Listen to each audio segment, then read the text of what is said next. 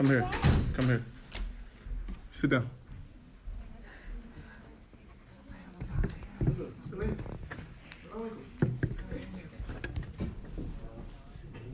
Hey, Sulaim, come over here. Wait from the door. Don't say no. All right, stay there. The door hit you. Sulaim, sit here.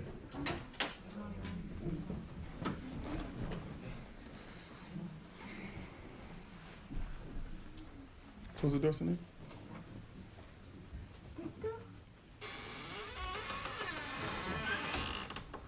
So, come here.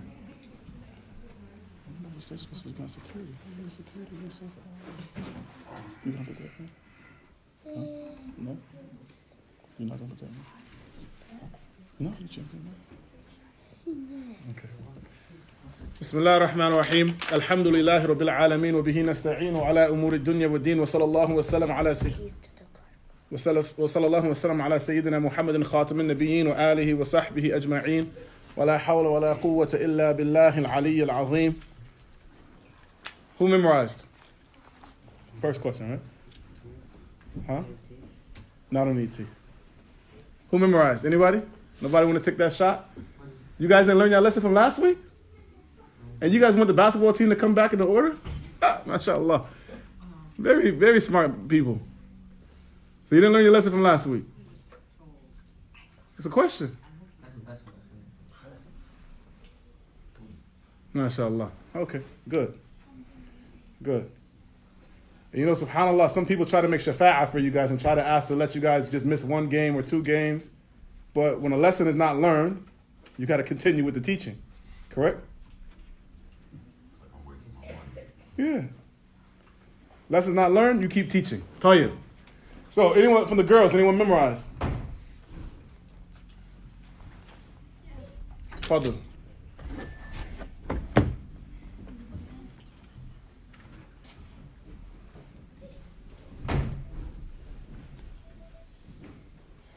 Go ahead. Whoever memorized. Brothers. Yeah, from the beginning. Somebody to hit you. Because you got more brothers still coming in. Go ahead.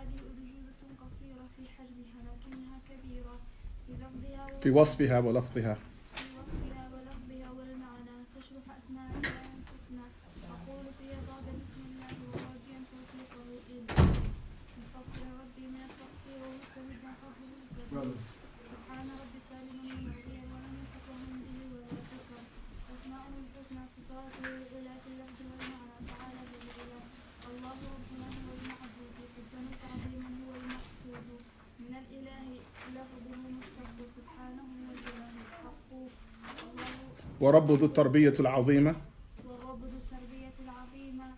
لخلقه بالنعم العميمة السيد العظيم وهو المالك للأرض والسماء وما هنالك رحمن فالرحمة وصف ذاته أما الرحيم فعل من صفاته وقيل رحمن جميع الخلق واسم الرحيم خص أهل الحق حي حياة بالكمال فاضلة للعدم سابق ولا يعرض له نقص ولا نوم ولا فناء لوجه الدوام والبقاء قيوم وقائم بذاته القيوم لكل كائناته ما قيوم. أحسنت جزاكم الله خيرا. Nobody else memorized? What do you have? You. What do you have? What did you memorize? Get off my wall, please. Need you too. Go ahead, what did you memorize?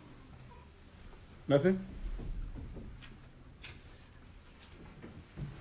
Nothing? What about you? Who are you? La hawla wa la quwwata illa billah. What about you?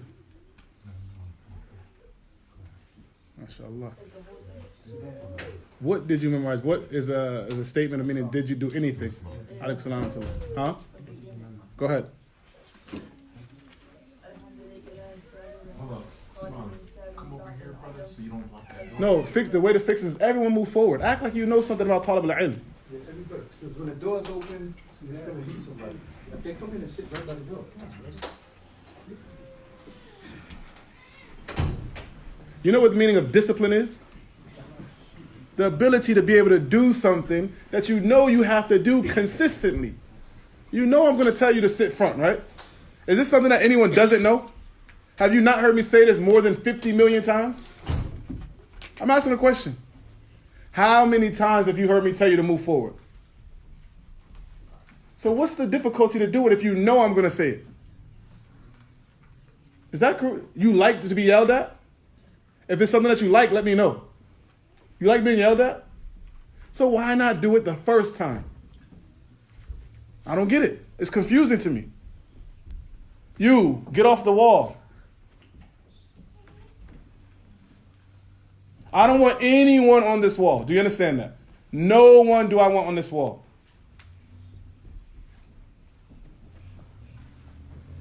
La ilaha illallah. Who memorized from the girls?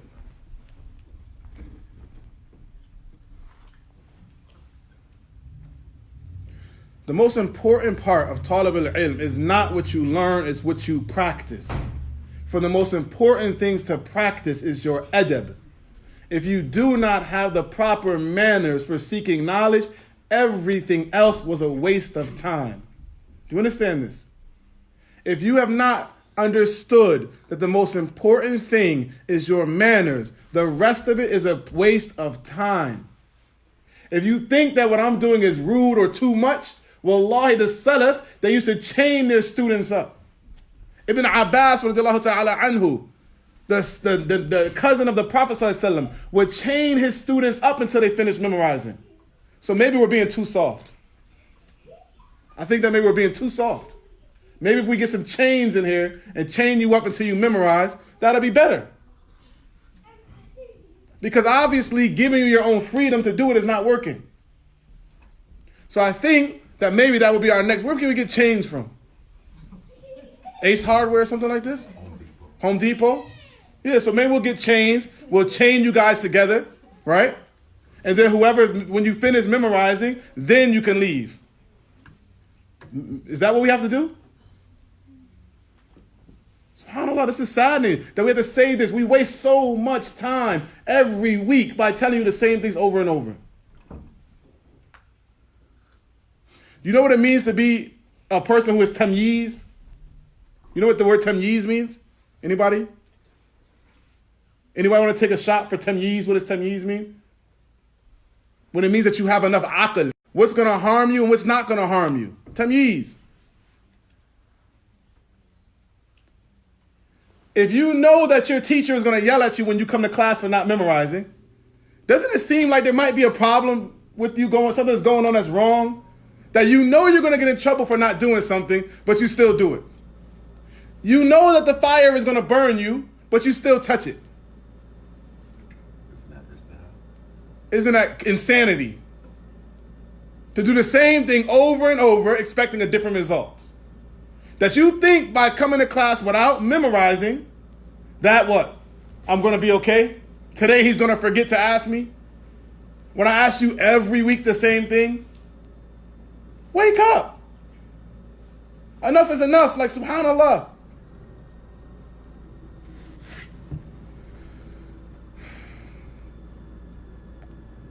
بسم الله الرحمن الرحيم قال المؤلف رحمه الله الحمد للإله سابغ النعم وخالق الإنسان من بعد العدم فالحمد ثم الحمد ثم الحمد لك حمدا كثيرا طيبا يا رب لك أعطيتنا خيرا كثيرا ربنا سترت عن كل الوراء عيوبنا ثم الصلاة بعد والتسليم على النبي المصطفى الكريم وآله وصحبه الكرام السادة الأبرار والعظام وبعد فاعلموا فخير ما ترى به لسان ناطق وما جرى بنان كاتب به التوحيد لله رب الكون والتمجيد وهذه أرجوزة قصيرة في حجمها لكنها كبيرة في وصفها ولفظها والمعنى تشرح أسماء الإله الحسنى أقول فيها بعد بسم الله وراجيا توفيقه إلهي مستغفرا ربي من التقصير ومستمدا فضله الكبير سبحان ربي سالم من الغير ولم يحطبهم به ولا فكر أسماءه الحسنى صفاته العلى في اللفظ والمعنى تعالى ذو علا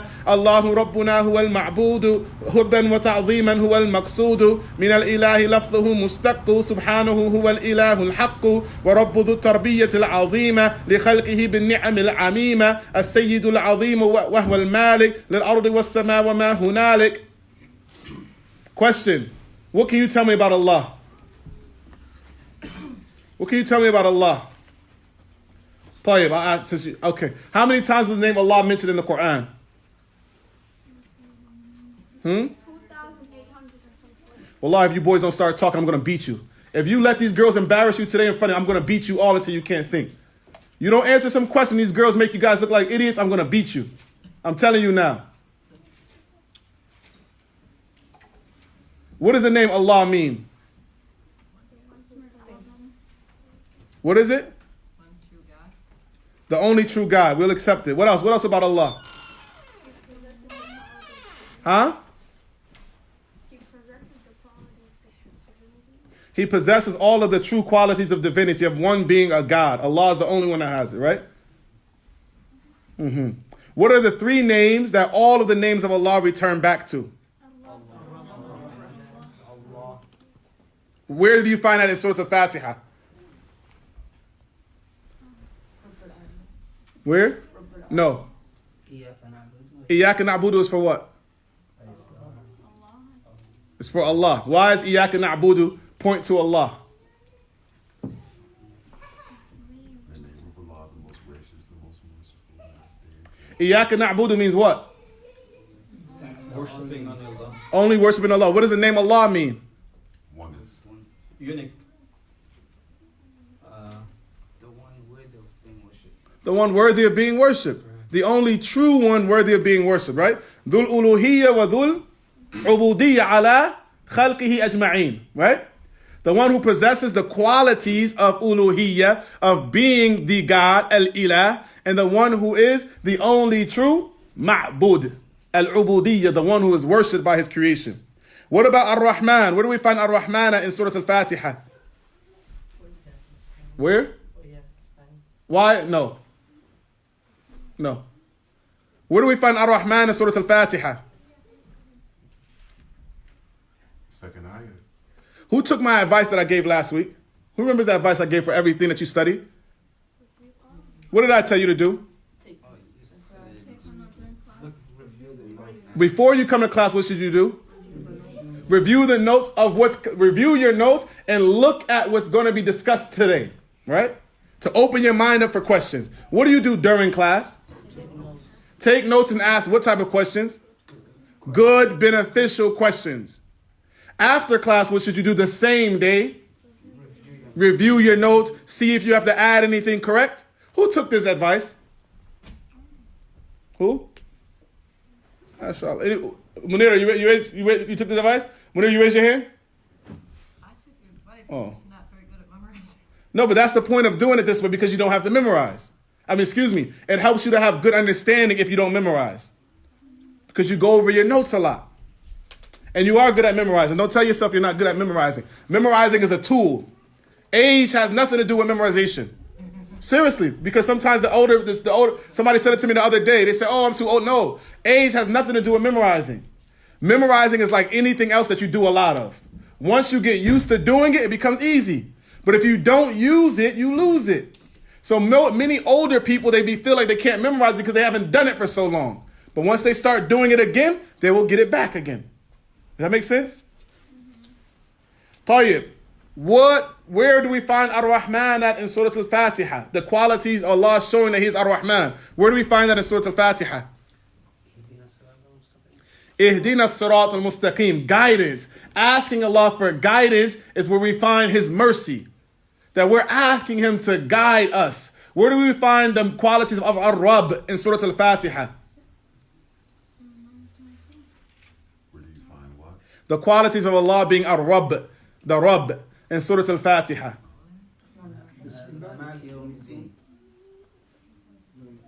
That's true too, but that's not the main point. Where did we say last week? Oh, when you ask for protection from Iyyaka nasta'een. You alone do we ask for help. The Rabb is the only one who can help you do anything. He's the one that's in control. He's the only one that can provide. He's the only one that can sustain. So Allah saying, Iyyaka nasta'een, you're the only one we ask for help. It shows that what? Iyyaka nasta'een. Tayyib. Let's continue, inshallah. I have one more question. Let me figure out where it was at. I forgot what I was going to ask you.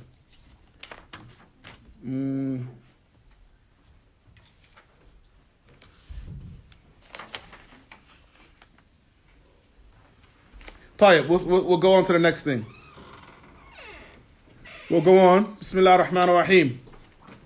We are at the explanation of the name of Allah, Ar-Rabb. The name of Allah that we're explaining today is the name Ar-Rabb. Who wants to take a shot and tell me what the name Ar-Rabb means? 6 things. What is it?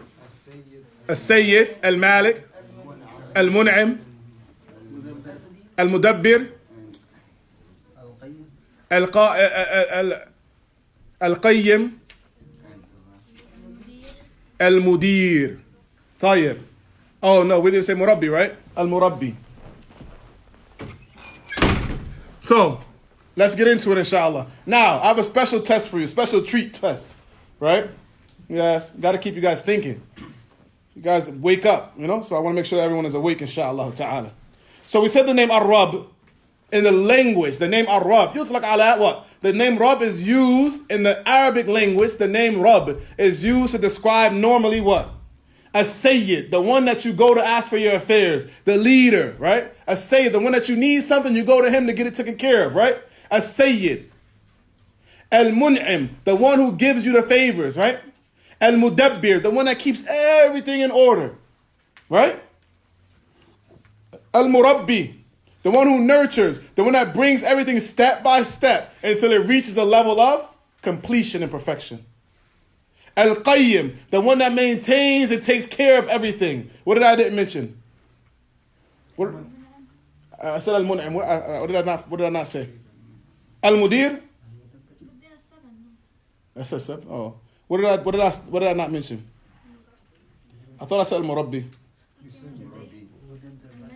Oh, I didn't say Al-Malik. Al-Malik, the owner of everything. Al-Malik.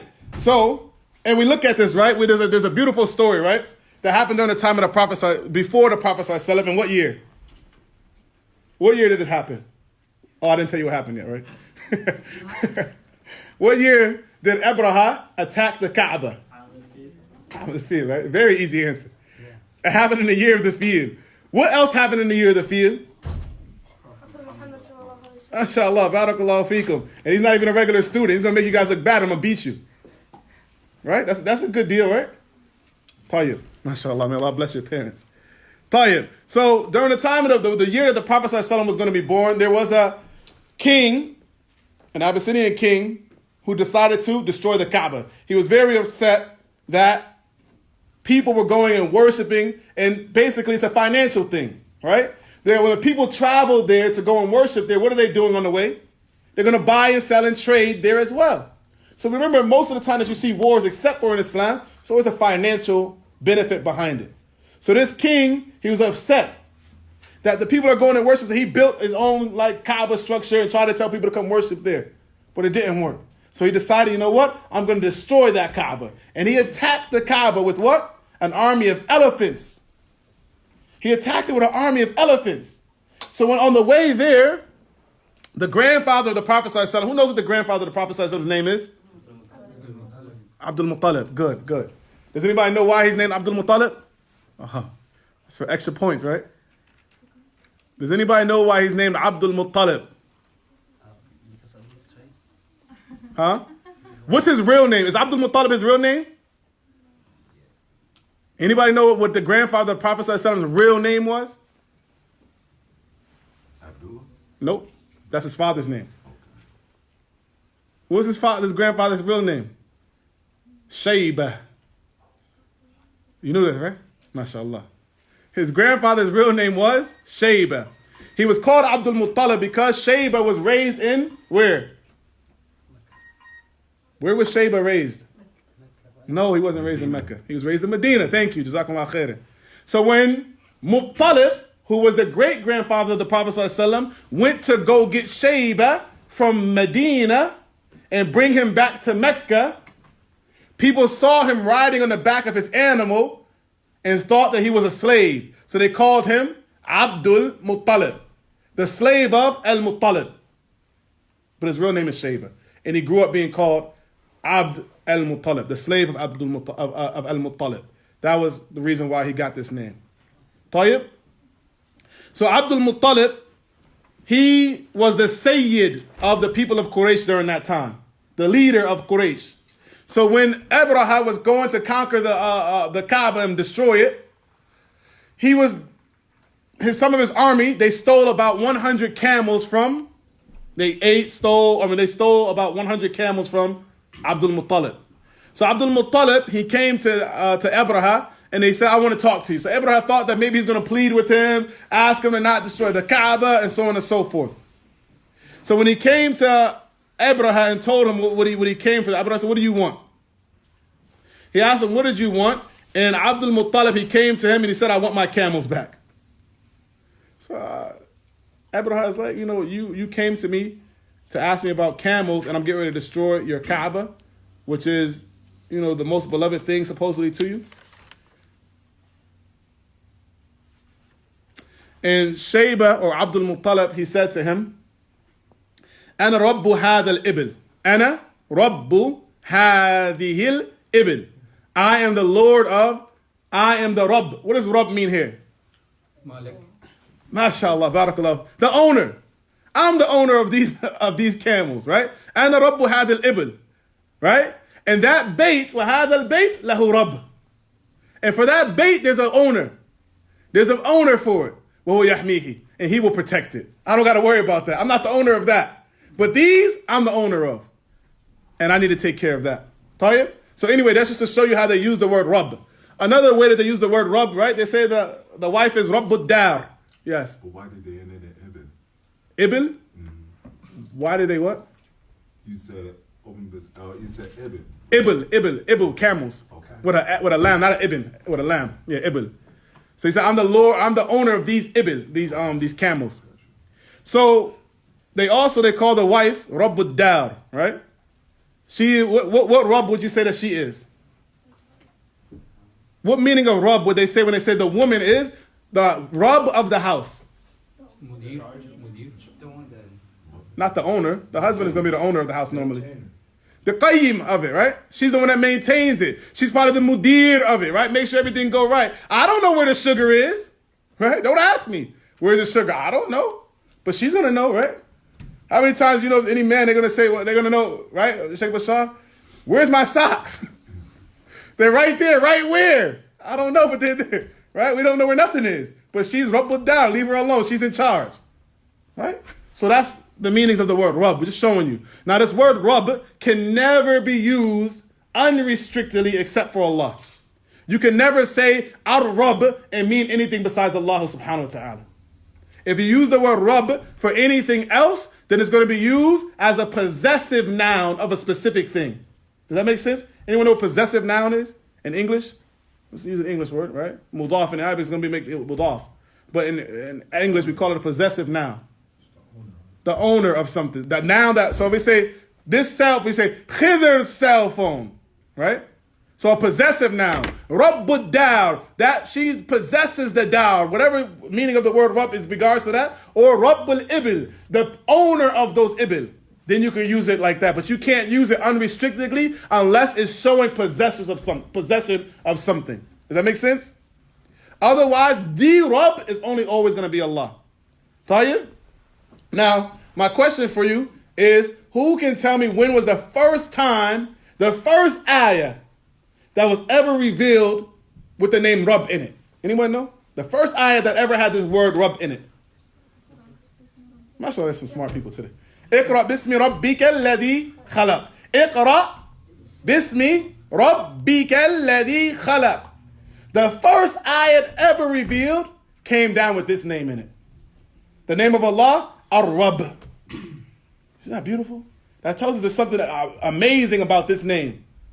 That the first da'wah that Allah made to the creation at that time was with this name. Allah said, اقرأ باسم ربك الذي خلق. Read in the name of your Lord who did what? Who created. Showing that the Lord is the one who does what, Sa'ad? What does the Rabb do? What is the Rabb responsible for? Creating. Allah is making da'wah to the creation. Read in the name of your Lord who did what? Who created.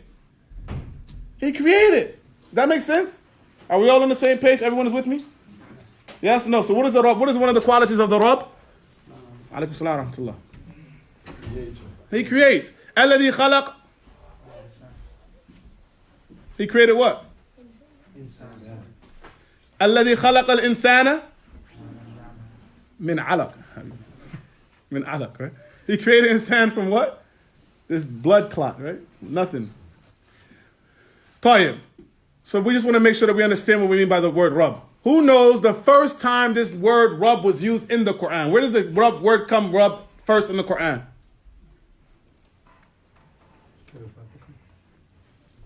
Where is the word Rabb come for the first time in the Quran? Where does the word Rabb for the first time come in the Quran? No, I'm not. No, I'm not. What did you say? Alhamdulillahi Rabbil Alameen. The first time I said, when was it first revealed? Which ayah was it first revealed in? The second question I said, when does it come first in the Quran? So the first ayah in the whole Quran starts with this name, Rabb. Alhamdulillahi Rabbil Alameen. When is the last time this name Rabb is mentioned in the Quran? Qul a'udhu birabbin nas. So the Quran opens up with the word Rabb. The first time it was revealed was with the word Rabb. And it ends with the word Rabb. This is an azim name that you have to see. Like Allah uses it at the beginning of the Quran. He uses it at the end of the Quran. And the first ayah that he ever sent to Muhammad was with this name. This name Rabb, subhanAllah, has a great impact on us if we understand it properly. This name Rabb has a big and huge impact on us. The word Rabb, we know that Allah subhanahu wa ta'ala, He is our creator. He's our provider. He's the one who sustains us. He's the one who gives us what we need. He's the one who takes care of all of our affairs. He is our Rabb. He is the one who removes from us every difficulty that we can have or we can imagine. Right? Every time, for the most part, when you see in the Quran that one of the prophets or the Salihin, they want Allah Ta'ala to help them through a situation, what name do they use when they call out? Rabb. That's who you direct your need for help and assistance to, is by calling out to Allah Subhanahu wa Ta'ala, Ar-Rabb.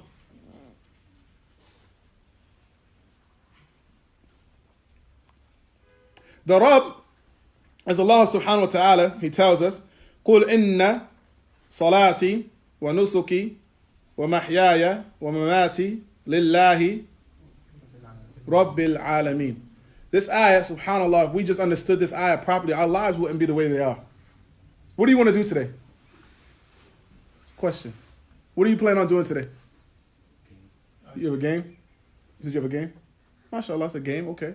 What do you have to do? What do you want to do today? What do you want to do today? You. What do you want to do? Anyone, what do you want to do today? What about you? Watch the fight tonight. Okay. What do you want to do today?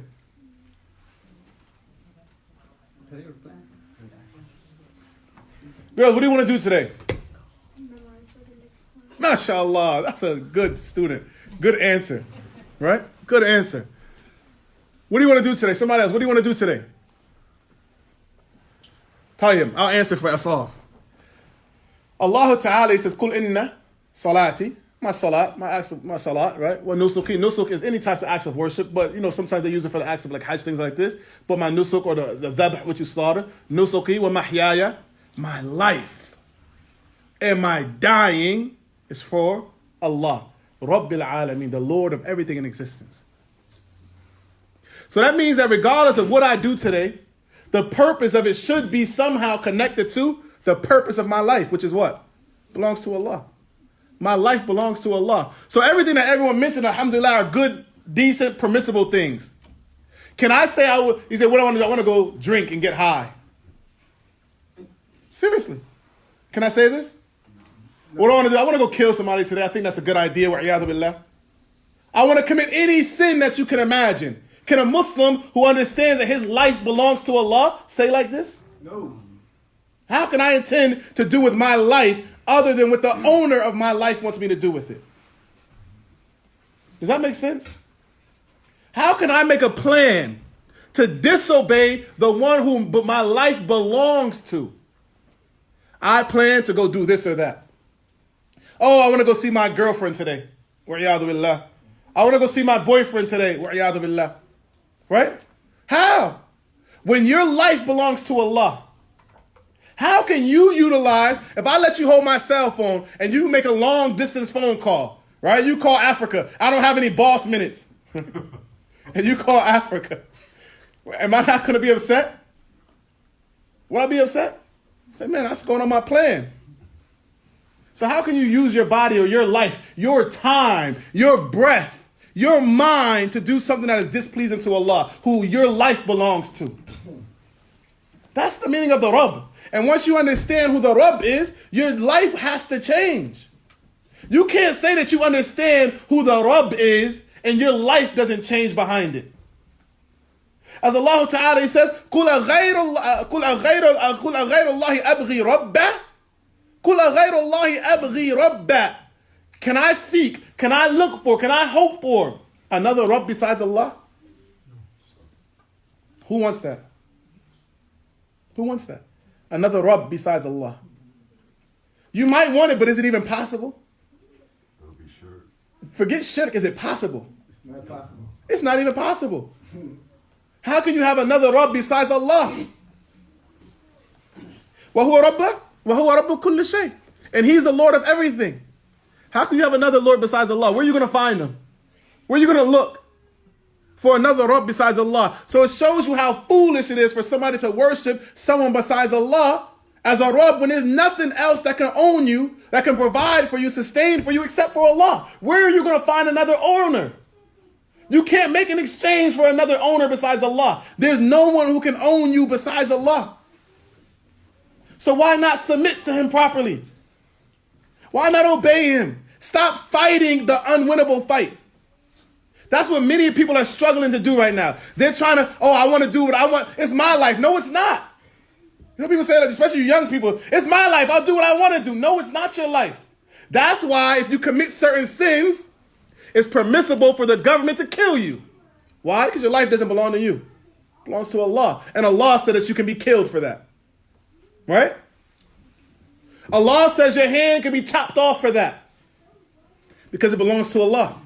Allah says your back can be beat because of that. Why? Because it belongs to Allah. Some people, they say, why does Islam say beat the children when they don't pray? The child belongs to Allah. It doesn't belong to you or the government. That's what Allah said do. So who do we listen to? You? No. That child belongs to Allah before it belongs to me. Allah said, commanded the father, the parent to do like this. So who do we listen to? Allah or me? Or my feelings? When I don't even own myself, how can I worry about what Allah? It's not my job. My job is to submit to Allah. Allah is the Rabb. Do we understand that? You can't escape from Allah. Where are you going to go? What universe are you going to go that Allah is not in control of? You're going to jump on an airplane and go to the moon? You're going to escape from Allah there? Can you hide there? Wherever you go, Allah is going to be there in control of you. Tayyib. So, Allah subhanahu wa ta'ala is Ar-Rabb. And from the meanings of the Rabb is tarbiyah. That Allah is the one who makes tarbiyah, al-murabbi. He's the one who takes you step by step until your level of being complete and perfect. Like the child. The best example we could think about is the child, right? When a child first comes out of the mother, it can't eat food, right? Can a child eat meat when it first comes out of his mother? Anyone ever try to feed a child a hamburger? Does it work? So when it comes out of the mother, it can only drink what? The only thing that's truly suitable for the child at that time is what? Milk. And guess what? When the child comes out, what does it look for?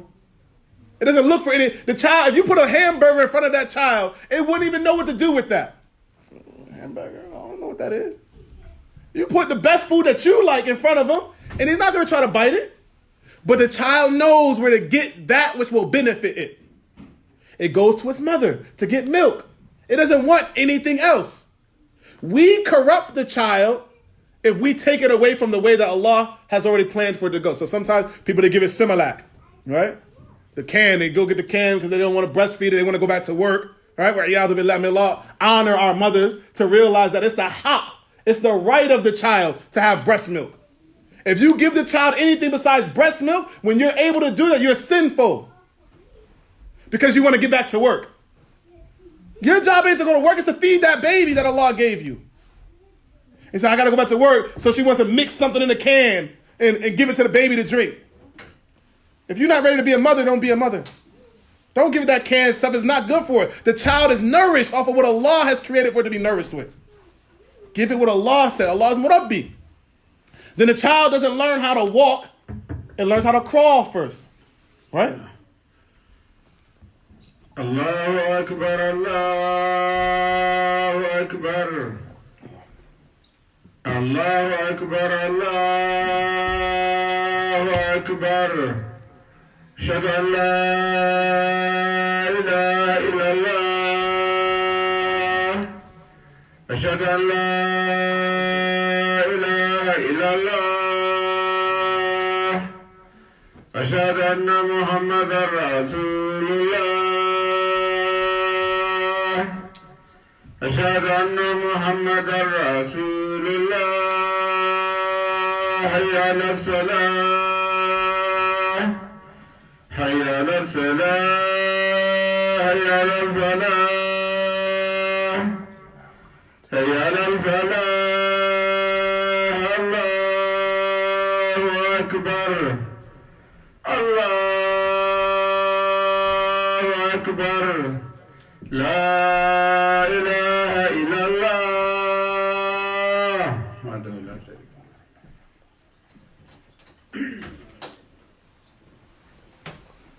So Allah subhanahu wa ta'ala, He nurtures the child, He nurtures the people, and that's just not with the child. We're just giving an example of the child.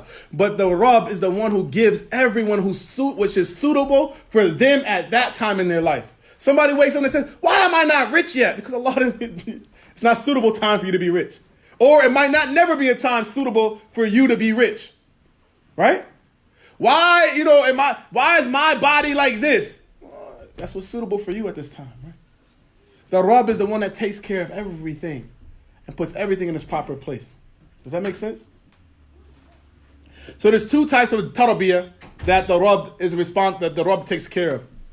Allah, Ar-Rabb, number one, the first type of tarbiyah that Allah takes care of is the general, al-am, His general tarbiyah, His general taking care of everything in the heavens and the earth. Everything in the heavens and the earth falls under this. Kafir, Muslim, righteous, sinful, child, adult, animal, human. Everything in the heavens and the earth falls under this type of tarbiyah. Right? The general type of tarbiyah. General, meaning that Allah takes care of everything. There's nothing that does not fall under the category of being taken care of by Allah. The tarbiyah of Allah. As Allah Ta'ala says, يَسْأَلُهُ مَنْ فِي السَّمَاوَاتِ وَالْأَرْضِ كُلَّ يَوْمٍ هُوَ فِي شَأْنٍ.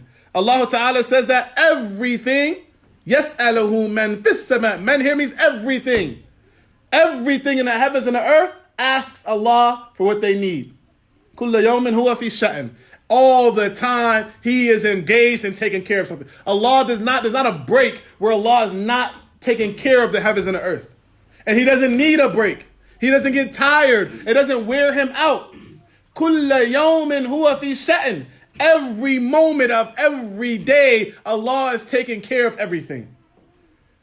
Could you imagine if Allah took a break with Iyadu Billah?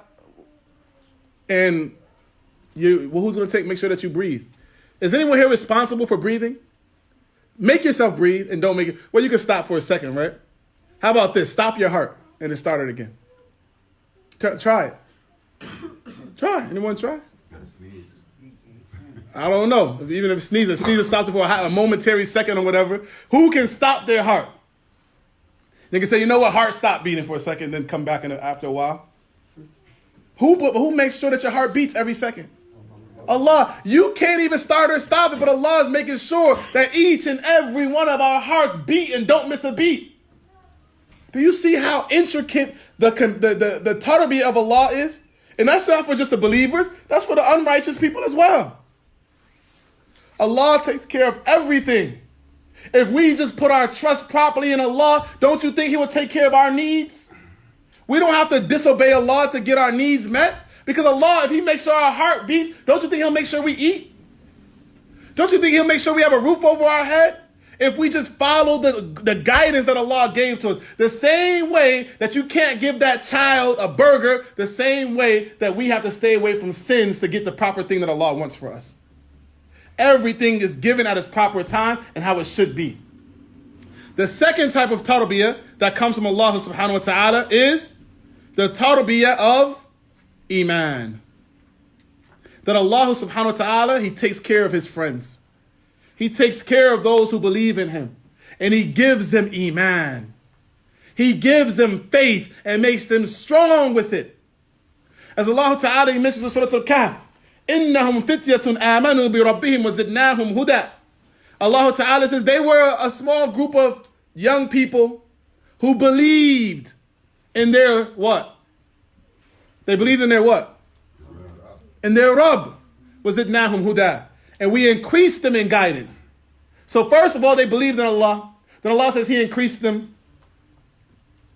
وربطناهم على قلوبهم إذ قاموا فقالوا ربنا رب السماوات والأرض. وربطنا على قلوبهم إذ قاموا فقالوا رب السماوات والأرض. And Allah Ta'ala says that we ربطنا, the ulama they say this word ربطنا, it means that from a few different angles that He made their hearts strong in Iman. He gave them belief to be able to stand firm in front of their king. Because the king that was in front of them was trying to get them to say that He was the Lord. And also the ulama, they say from the other side of it that Allah gave them the strength to leave the sinful life that they were upon before. Or to leave the, what's it called? When you live like the luxurious life. Because these children, these youth that, what's it called? Like the spoiled kids, you know? They had everything. Prestigious. The prestigious children, right? The spoiled, the prestigious children. They lived in the suburbs and the mansions of that time. They were rich children. They were used to a good, prestigious life. So they knew that to leave their people and the good life that their people were used to and go live in a cave. So Allah made them strong enough to do this. وَرَبَّطْنَا عَلَىٰ قُلُوبِهِمْ إِذْ قَامُوا. When did Allah make them strong? إِذْ قَامُوا فَقَالُوا رَبُّنَا رَبُّ السَّمَاوَاتِ وَالْأَرْضِ لَن نَدْعُوَ مِن دُونِهِ إِلَهًا. Do we see the point of this? That when they stood up and said, my Lord, our Lord is Allah, the one who protects me, provides for me, sustains me, right? Make sure that all my affairs goes correct. And the one who owns me is the Rabb al-Samawati wal-Ard. Is also the owner, provider, sustainer, maintainer of the heavens and the earth. How can I even think about wanting someone else besides Him? You don't do that for me. So Allah made them strong enough to leave off their disobedience. Allah made them strong enough to decide, I'm not going to disobey Allah. And I'll leave off the riches that you've given me. I don't need those riches because Allah will take care of me. Did Allah not keep His promise to them? When they went into the cave, and the people came into the cave, and they wanted to take them out, Allah, that there was so much fright of these people that they said, leave them there. Just leave them there, and let's cover it. Right? That's because Allah protected them. Allah sustained them. Allah took care of them. Right? Even the dog wanted to come and be a part of the team. SubhanAllah. Some of us are, may Allah protect us and honor us, but some of us, wallahi, we could be worse than that dog that went with the people of the cave. The dog, do you know how the dog ended up going with them, SubhanAllah? That they said that the owner of the dog was one of them. So the owner of the dog, he's trying to follow them all out to go. They see each other get up. They're at an event, and they see each other get up, and they say, oh, we're all going to leave. We don't want to be a part of this. And they get up and leave. Even the dog wanted to be away from that nonsense. So the guy kept trying to tell the dog, stay, dog, stay. No, dog, don't come. And the dog said, I'm not going to be a part of that. So then the people who were with him, they said, let the dog come. Because the same thing that you're running from, the dog is running from too. SubhanAllah. But some of us, we can be worse than that dog. That instead of us running from the evil that we know to be evil, we jump right into it. We say, I got to get more of it. Even the dog, SubhanAllah, can have more of an intellect than us. So may Allah protect us to understand that if we stand up for the sake of Allah, Allah will take care of us too. Allah will take care of us too. There's nothing special about them except that they believed. There's nothing that we can't do. Does that make sense or not? You can't do it? No. If we stand up, SubhanAllah, we stand up and say the same thing. Rabbuna Rabbus samawati wal ard. My Lord is the Rabb of the heavens and the earth. Do I need a different Rabb besides him? The Prophet ﷺ, he told us, ذاك طعم الإيمان من رضي بالله ربًا. That the person will taste the sweetness of Iman. When he's pleased to have Allah as his Rabb. Allah as his Rabb. Then and only then will Allah be what? Will he accept the sweetness of Iman? وَبِالْإِسْلَامِ دِينًا. And with Islam as his deen. وَبِمُحَمَّدٍ صَلَّى اللَّهُ عَلَيْهِ وَسَلَّمْ رَسُولًا.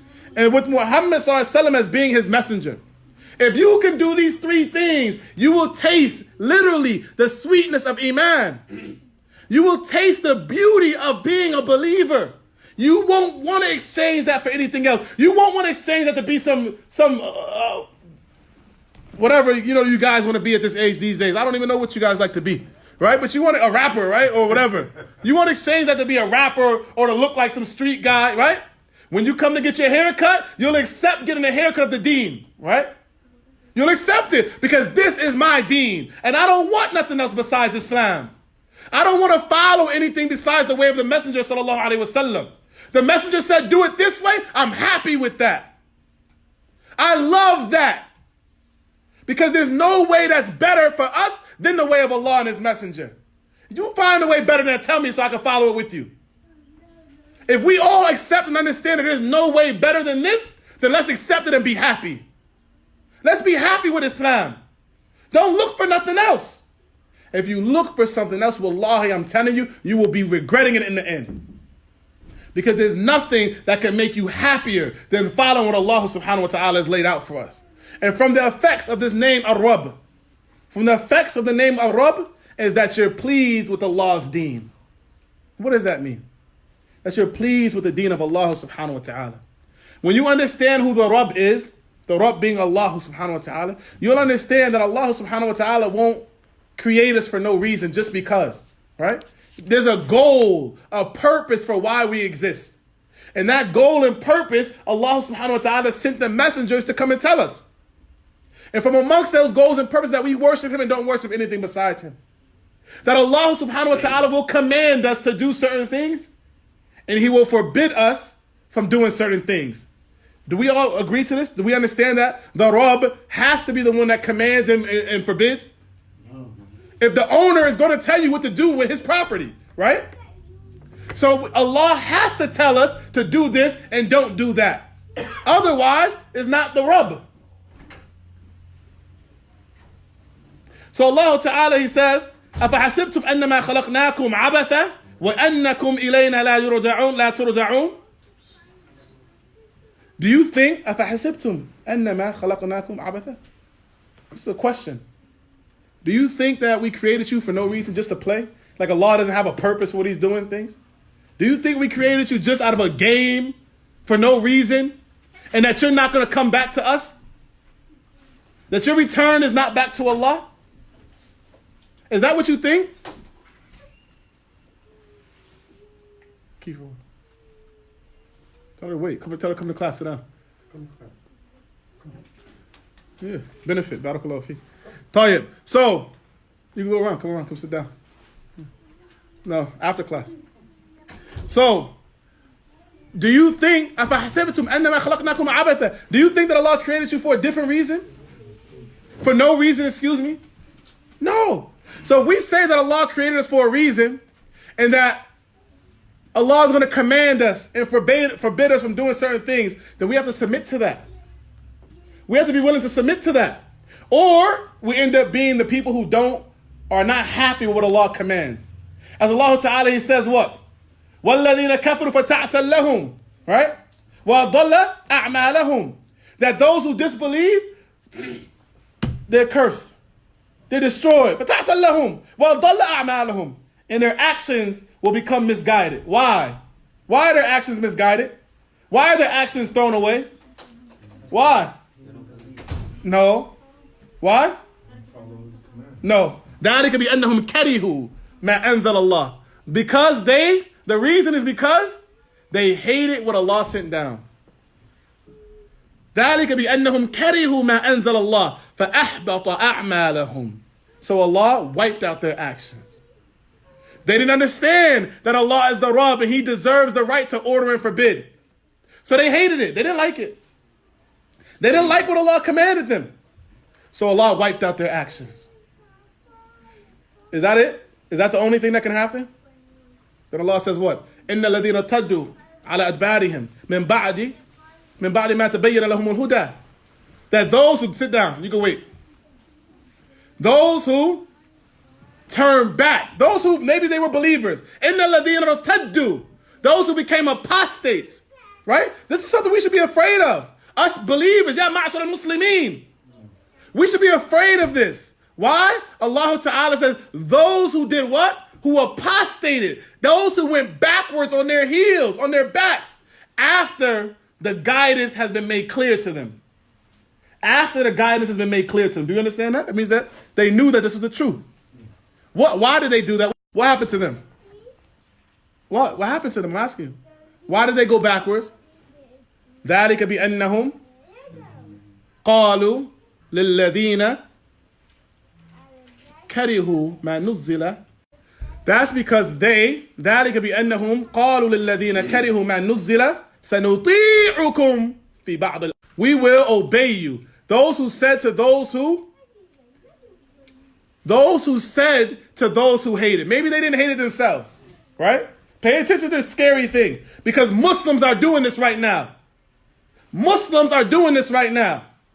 Those who said to those who hated that which Allah sent down, سَنُطِيعُكُمْ فِي بَعْضِ الْأَمْرِ. We will obey you in part of the affair. We're not going to obey you all of it.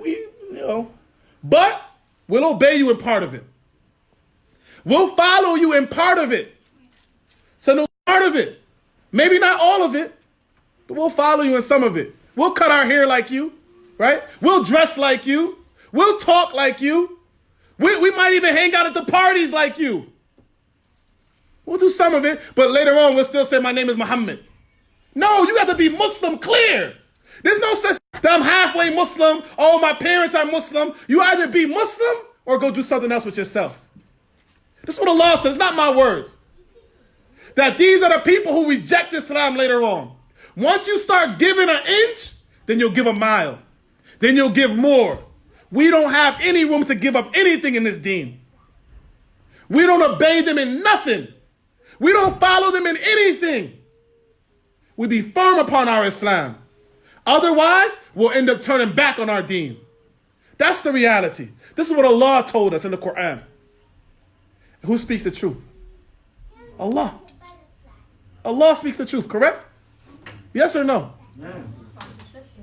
I don't have them right now. So you gotta wait.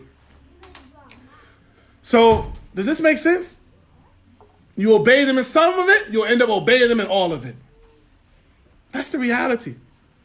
That's the reality. So you stand firm or you fall for everything. So going back to it again, the Rabb is the one who commands us.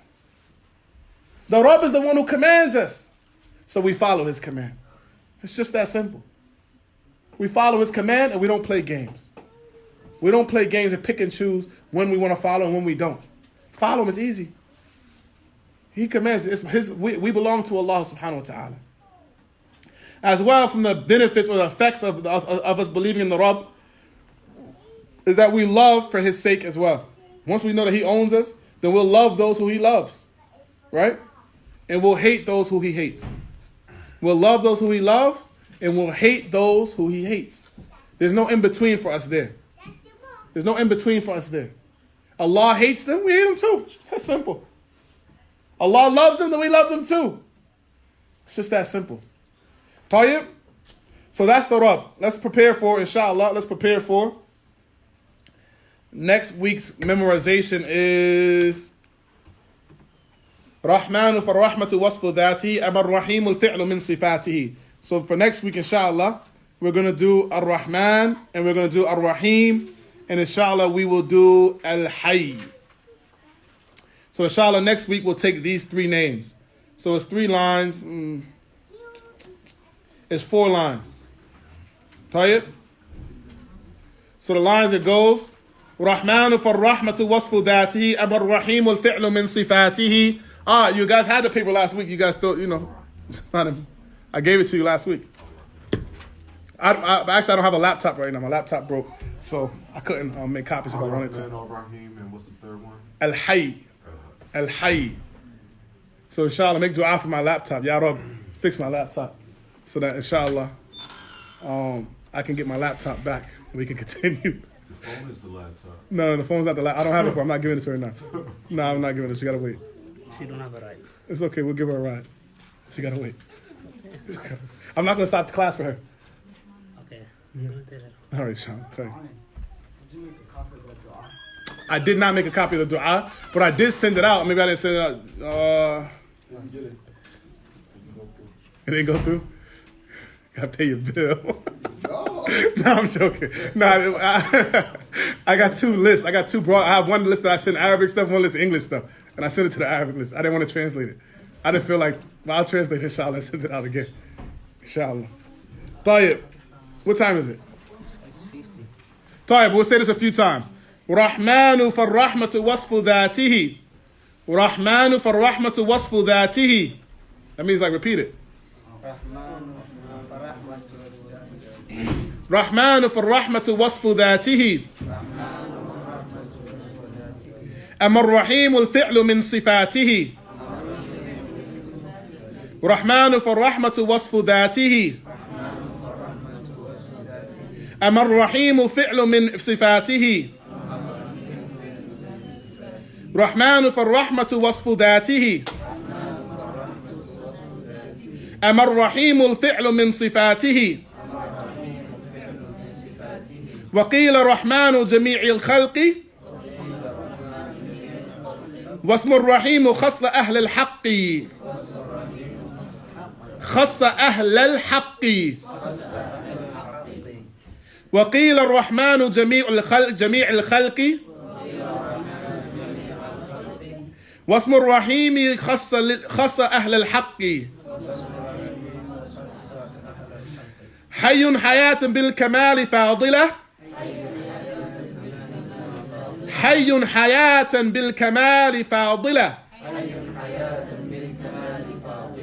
لا العدم سابق ولا يعرض له لا العدم سابق ولا يعرض له نقص ولا نوم ولا فناء لوجهه الدوام والبقاء. طيب, I hope Bismillah ta'ala, I ask Allah, Ar-Rabb, Rabbuna, that some of you memorize next week and stop playing games. It's not as difficult as you make it out to be. You make it worse for yourself by just not doing it. طيب, هذا وصلى الله وسلم سبحانك اللهم وبحمدك أشهد أن لا إله إلا أنت أستغفرك وأتوب إليك.